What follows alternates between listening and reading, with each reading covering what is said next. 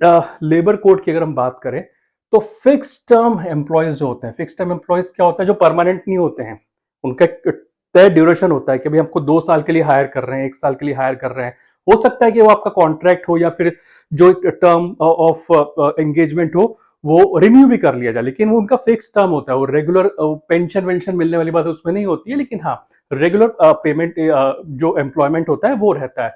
अब इसमें फायदा क्या होगा, फिक्स टर्म एम्प्लॉयज ज्यादातर जो होते हैं उनको फायदा ये होगा कि सबसे पहले जितने भी बेनिफिट्स एक परमानेंट वर्कर्स को मिलते हैं, जैसे कि लीव, मेडिकल और सोशल सिक्योरिटी, ये सारी चीजें फिक्स टर्म एम्प्लॉयज को मिलेगी या फिर कॉन्ट्रैक्ट वर्कर्स को मिलेगी। दूसरी बात, ग्रेचुइटी के लिए एलिजिबिलिटी हो जाएगी 1 साल के बाद में। पहले क्या था कि 5 साल तक अगर फिक्स टर्म एम्प्लॉय कहीं पे काम कर रहा है तो एलिजिबल होता था ग्रेचुइटी के लिए। अब अगर आपने 1 साल काम कर लिया है तो आप ग्रेचुइटी के लिए एलिजिबल हो गए हैं।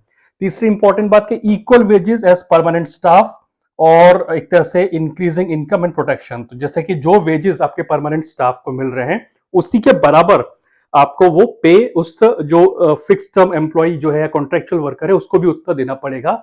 Last but not the least, फायदा क्या होगा, इससे लोग डायरेक्ट हायरिंग करेंगे। हायरिंग क्यों करेंगे, अभी क्या होता है जैसे कि सपोज ए नाम की कंपनी है, उसको किसी एम्प्लॉय को हायर करना है, फिर कुछ लोग 10-15 लोगों को हायर करना है, तो किसी एजेंसी को या थर्ड पार्टी को बोल देता है कि भाई आप लोग हायर कर लीजिए और हमें दे दीजिए।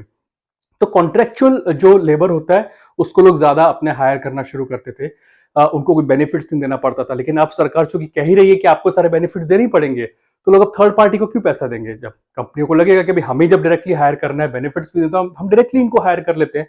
तो इससे क्या होगा, प्रमोट होगा ज्यादा से ज्यादा डायरेक्ट हायरिंग। और कॉन्ट्रेक्चुअलाइजेशन जो होता है कि ठेके पे ले लेना, कॉन्ट्रैक्ट पे ले लेना, वो जो तमाम तरह की जो बातें होती है वो अब कहीं ना कहीं कम होती हुई दिखाई देगी।